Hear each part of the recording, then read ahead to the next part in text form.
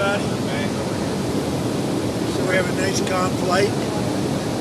I think the trip was great. We had a lot of good response, even from the fake news. And I think Greenland's going very well. It's in negotiation.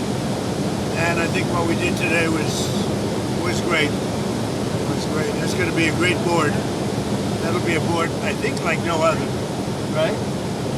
That's a board like no other. A lot of people joining. We just went out with the letters, and a lot of people are joining. Now we have a flight back, and we'll be landing in 4 hours and 45 minutes. And I'm going to be very late for a dinner, but that'll be okay. What are some of the elements of the Greenland concept that you can tell? There was really a negotiation, but it's infinity. The time limit is infinity, meaning there is no time limit. It's forever. It's you hear about 99 years, 50 years. It's forever.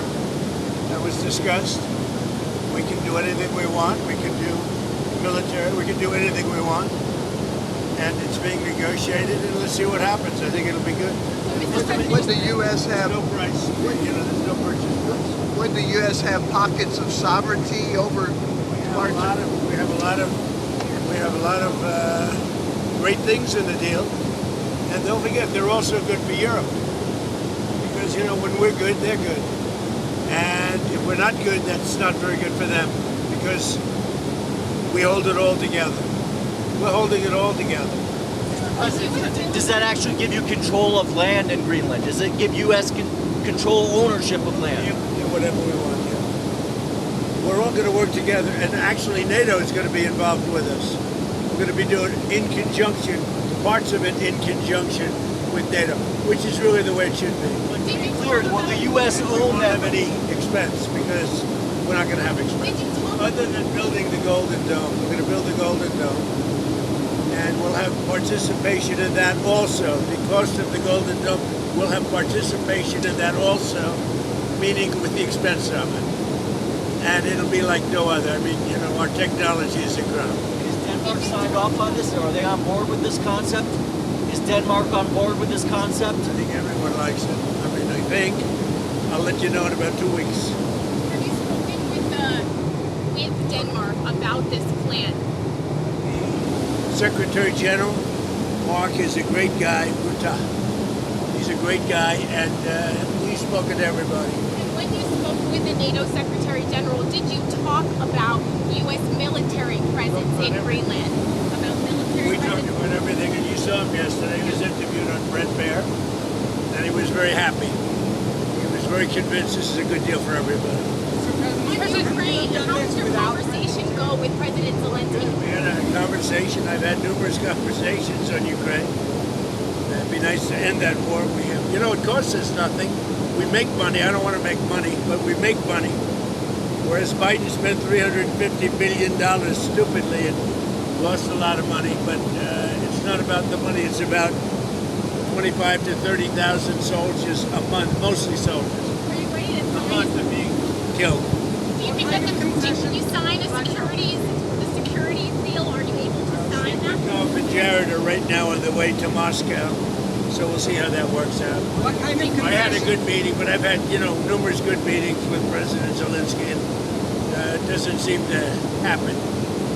It's funny. I put out a 35-year war in a day, a 32-year war in 2 days. In other wars, the worst was like 4 days. And this one goes on and on forever, and actually they may have been more complex. Do you think that trilateral that the U.S., Russia, and Ukraine are having in Abu Dhabi this weekend leads to a trilateral between you, Putin, and Zelensky? Look, it's all good. Anytime we meet, it's good. If you don't meet, nothing's going to happen. I mean, for the first 3 years, nobody met. Under Biden, nobody met.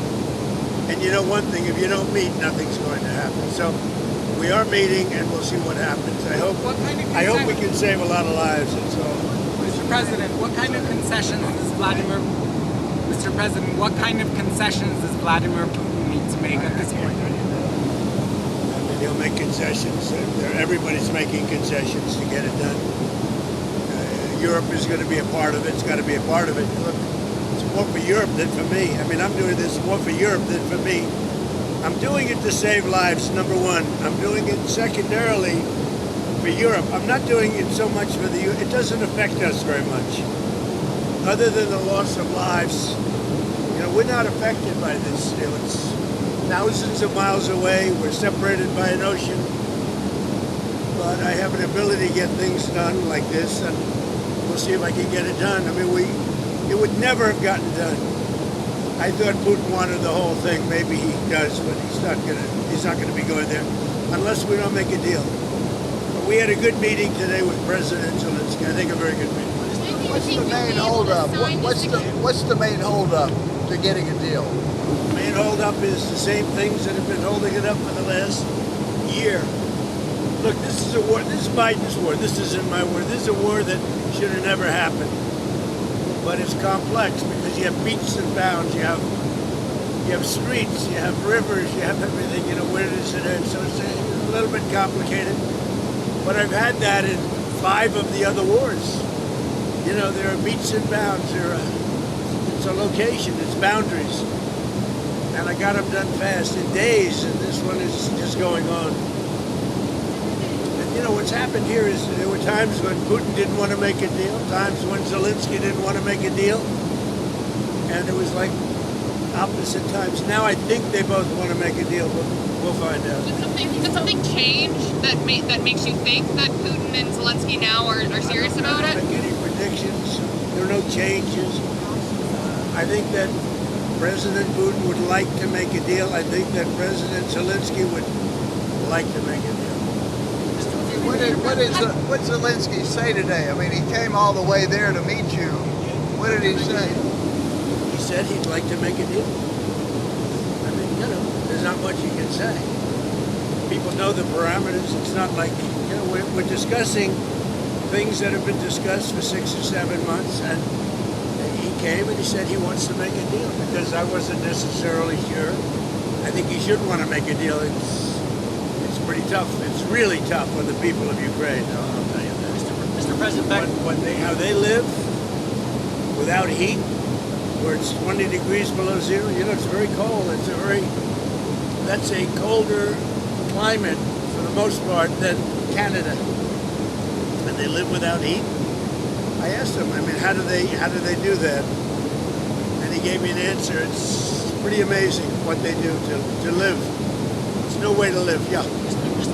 Back to Greenland. Can you elaborate more on we're trying to understand what exactly the concept is here. Is the U.S. going to actually take ownership of it? We'll have something in 2 weeks. There's a good spirit to get something done, and we have to have a strong freedom. We have to have the ability to do exactly what we want to do. We have a great military. I built a great military. I did this in my first term. And continuation, big continuation. I think what we did with the defense companies was very important too, because we need things faster. We have the best weapons in the world by far. We showed that last week with Venezuela. We have the best weapons in the world. We have to make them faster. How would it be any different than the current situation? The U.S. can... Much different, much more detailed, much more generous to the United States. It's a much more generous deal. It has to be. And we're building a Golden Dome, and you see the way it works. That is so much better for us and for Europe to have that piece of ice covered by the Golden Dome. You mentioned Venezuela. You've expressed optimism in your relationship with Delcy Rodriguez. Are you inclined to let her stay in power? Well, right now they're very strong leadership. They're showing very strong leadership. I also spoke with Maria today, and who I like a lot. But Delcy's shown very strong leadership so far, I have to say. And we're moving in, to the United States, millions of barrels of oil as we speak. You know that. You see it. You see what's happening. Over 50 million barrels of oil is already moved or moving into the United States, and much more to come. And we're working with them, and they'll get some of that, and we're going to get some of that. And it'll be divided up, and our country will become richer, and that means our taxes are going to be going down, and they will do better. Venezuela is going to do better than they've ever done. that continues. Even with us, taking a very fair piece of it, Venezuela will do better by far than they've ever done. Going to be very rich, and she has done a very good job. Have you spoken with Jamie Dimon since the lawsuit? No, I haven't spoken to him. No, he debanked me, so we'll see if that means anything. But I think it should. You shouldn't be debanked. You get debanked if you don't have money or if you default and you have this great company, and all of a sudden I was told, no, you can't do that. It's so wrong. That's so wrong. I don't know what their excuse would be. Maybe their excuse would be the regulators. I don't know. But regardless, I guess it's a good lawsuit because every pundit has come out and said Trump has a great lawsuit here. You're not allowed to do what they did. Jamie Dimon, what he did, he's not allowed to do that. Where do things stand with Iran? The U.S. has got sizable military assets. We have a lot of ships going that direction, just in case. We have a big flotilla going in that direction, and we'll see what happens.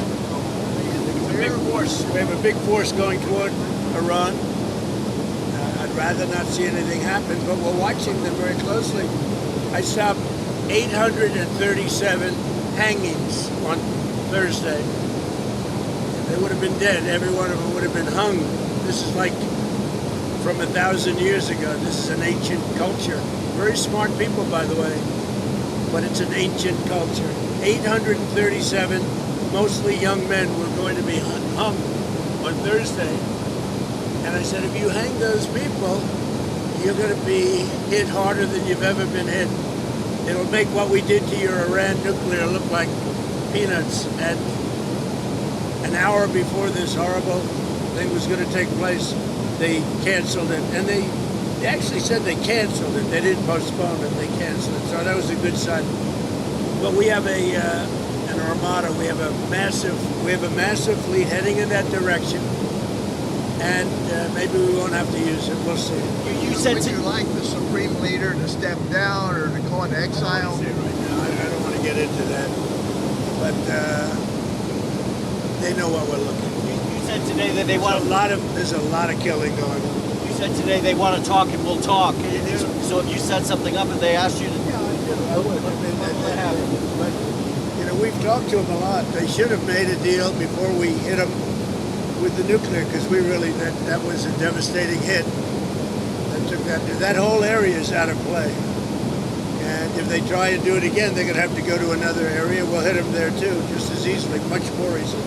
Because that was very advanced. They were building that for 10 years, and they'd have to start anew. So there was a total obliteration. Are you still planning to go ahead with those tariffs that you had mentioned, and on the secondary tariffs for those affected by businesses in Iran, the 25% tariffs? I am doing that. Yeah, we're doing that. If you do business with Iran, you're going to have a tariff of 25%. And when should that go into effect? Effect very soon. Do you still think there's a possibility that the UK or France could join the Board of Peace? Well, I think they're going to want to. Look, most countries, some countries have a prohibition, and they're going to their legislatures and getting out. In most countries, the prime minister or the president can sign.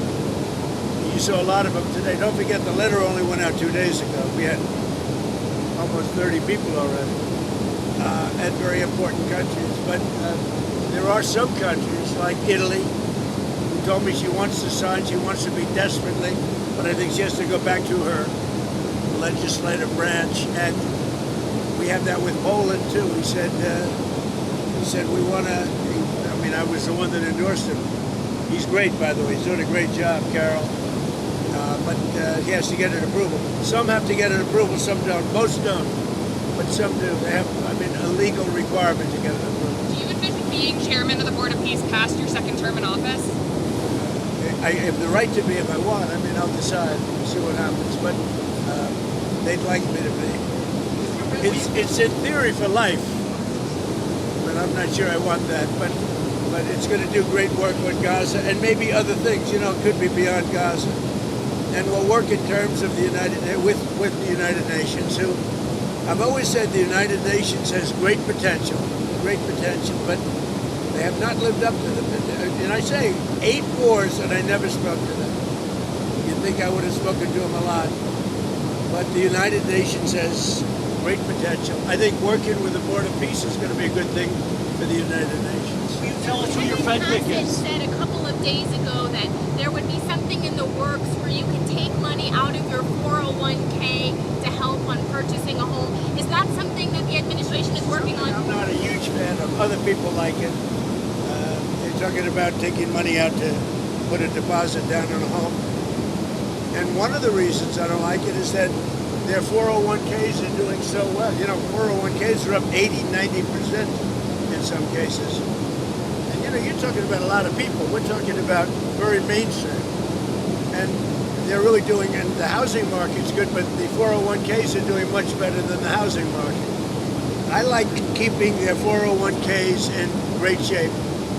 I like keeping their 401ks. I'm not a huge fan of putting down a deposit. I'm not. I'm so happy with the way 401ks are doing. But you have people tell me they're up 88%. And over the period of a year, over a full year, it's going to be, it's going to be close to 100%. Yeah, Steve. You tell us. Back to the Board of Peace, some of the countries I think the permanent members contributed $1 billion. What is that money supposed to be for Gaza? Have already put up $1 billion. Some of the countries have already put up much more than that. And that's a lot of money, but it's nothing compared to the value of peace.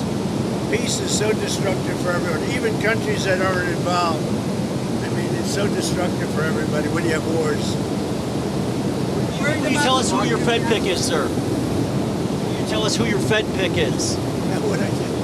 I'll be telling you soon. No, I have somebody that I think will be very good, but I'm not going to reveal it. From Wall Street? Someone from Wall Street? Somebody that's very respected, very, very well known, and will do, I think, a very good job. President Putin has said that he may use frozen Russian assets to pay for his entry to the Board of Peace. Are you inclined to let him do that? I don't know about that. I've heard that. Who said that? President Putin.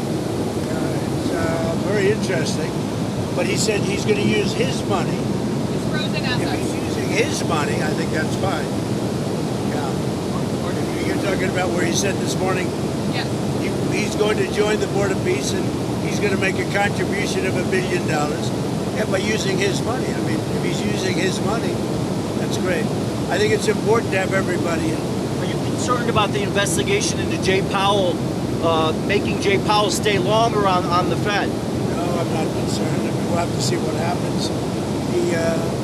He's too late. Just always too late. Despite that, we have interest rates going down.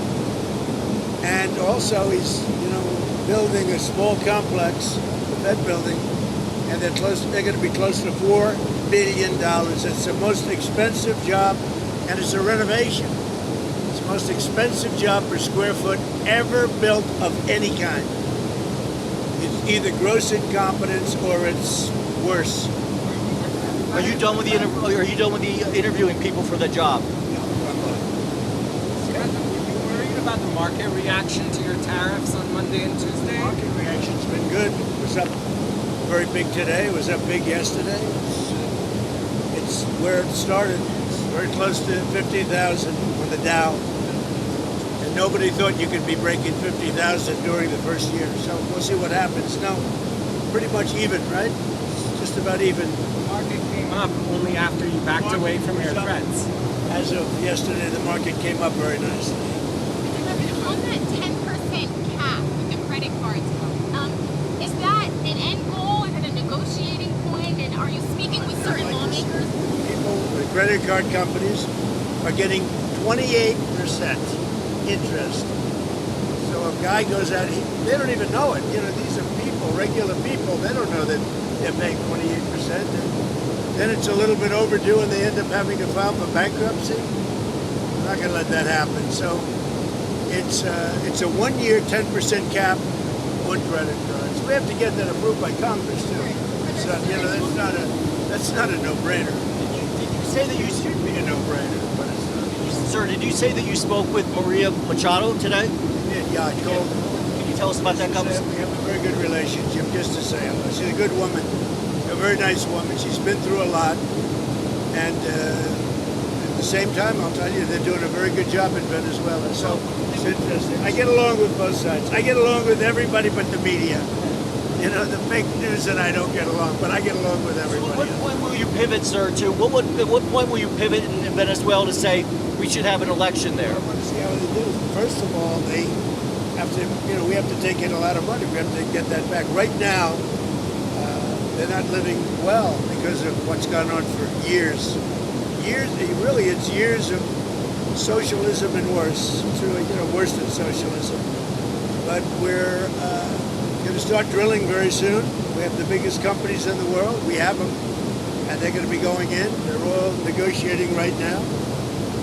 And we're representing the nation, and the nation is very thrilled by that because we're really good at this. And they'll be taking in more money than they ever have, but we'll be taking in a lot of money too. That's going to do two things. It's going to make the United States a lot of money, and it's also, it's going to make Venezuela a lot of money, but it's also going to bring down oil prices even further. We have oil prices down, in many cases, to $2.30 a gallon, and in also numerous cases, $1.99 below $2. There was $4.50, $5, $3.90. Prices are coming down very rapidly, including groceries, including just about everything, and they're starting to come down even more. We're getting them low. I inherited very high prices. When they talk about affordability, they caused it. I inherited very high prices, and we've done a great job. Prices have come down a lot, and I would say led by energy. We're pumping more oil right now. We're drilling more oil than at any time in the history of our country by far. One more on the Fed, if you will. And when you add Venezuela to it, it's a tremendous part of the market. One more on the Fed, if you will. The Supreme Court seems skeptical of your power to remove Lisa Cook from the board. Your reaction to that? We'll see. I listened to some, I read some of it, and I didn't get that impression other than they thought maybe it should have gone through a more normal court system. But nobody was saying she's innocent. What they're saying is maybe it should have been a longer process. So we'll see what happens. Back to Iran for a second. We've seen wild variation in the numbers supposedly killed in those protests. Have you seen a reliable estimate about how many people were killed? Well, nobody knows the number. It's a lot no matter what. Hey, if it was one person, in this country, if it's one person, it's, front page news. It's a lot of people. But there's a difference between a lot and 20,000 people. So we'll find out what it is. We're going to find out exactly what it is. Have you arranged a meeting with health insurance executives? You had mentioned you would have. When will that be taking place? With the biggest company, yeah. We have. What I'd like to see is that the money is paid not to the health insurance or not to the insurance companies, directly to the people into a healthcare account, savings account. And the people buy their own healthcare. Now, the Democrats don't like that because they're owned by the insurance companies. The Democrats are owned by the insurance companies. Obamacare, and I said this for a long time, Obamacare was set up by the insurance companies. They made a fortune. 1,000 points, they're going up 1,000, 1,250, 1,359%. That's all the money pouring in. I want the money to go directly to the people. Let the people buy their own health care. Now, their health care is going to be better, and they'll be paying less money. It's going to be amazing. But we have to get the Democrats to support it, most likely. Yeah. You're going to Iowa on Tuesday. What's your message there ahead of the midterm elections? Great to the farmers. The farmers have been great. I helped them out when we were going through the difficulty with China, which we solved. China's buying a lot of product right now, as you know. But while we had that negotiation, and I gave them, billions of dollars, and they were very happy. The farmers like Trump, and I like the farmers. I won their vote. I won almost all aspects of a lot of. Look at the auto workers, how well I did with the Teamsters, the auto workers. But the farmers have been very special to me, very successful. All 3 terms. I won it all the time. So I think they're really happy, the farmers, with what's happening. You've expressed some concern, though, about the midterm elections. My only concern is that presidents never win. You know, what is it, 2 times in 50 years? Democrat or Republican. Even, I mean, nobody had a better first year than I did. Look at what we've done. We have the greatest economy in the world. We have the greatest investment in a country in history by many times. Nobody's ever had that. Think of it, $18 trillion. We have thousands of businesses being built right now. And they're going to be opening soon, and it's going to be amazing. Also, the great big beautiful bill kicks in now, you know, now and over the next couple of months. That's going to have a huge impact when you have no tax on tips, no tax on Social Security, no tax on overtime. That's going to have a huge impact. Also, the 1-year depreciation is big for businesses. They're going to have to hire a lot of people. So I don't think there's ever been anything like it. I think we have a great country. We have a country back. We were a dead country, and now we're great. How much travel are you going to do this year, campaign travel? I'm going to do a lot of campaign traveling. I hate to tell you guys, but it's going to keep you employed. No, we're going to work hard. I mean, the only problem with that question is, for whatever reason, it's a deep down psychological reason, sitting presidents that won, even that won big, we won big, all 7 swing states, a popular vote, sitting presidents don't seem to do well in the midterms. I guess over a 50-year period, they won twice. So I don't know what that is. That's something down deep. You'd have to ask a psychiatrist about that. But we should do great. We won the election big. The border is now great. The border is the best we've ever had. The border is the best there is anywhere in the world. Look at some of the European countries, what happened. They wish they had our border. And they tell me that openly. They wish they had our border. And they have to do something about immigration. Mr. President, how many times do you think you'll meet with the Chinese president this year? I'm going to make a trip. I'm going in April. He'll come toward the end of the year. And I look forward to seeing President Xi. I've always had, his wife is fantastic. He's an amazing guy. And I've always had a great relationship. President Xi of China. Always had a great relationship with him. It was a very strained relationship during COVID. But now it's an excellent relationship. Look, you see that. Look at all the farm product they're buying now. The soybeans, they're buying a lot of soybeans, and that makes our farmers happy. And that makes me happy. Thank you very much, everybody. Thank you. We saw the bruising on your hand. Are you okay? Very good. I clipped it on the table. So I put a little, what do they call it, cream on it. But I clipped it. I would say take aspirin if you like your heart, but don't take aspirin if you don't want to have a little bruising. You know, if you take I take the big aspirin. And when you take the big aspirin, they tell you you're bruised. The doctor said, you don't have to take that, sir. You're very healthy. I said, I'm not taking any chances. So anyway, but that's one of the side effects of taking aspirin. Thank you very much, everybody. Appreciate it.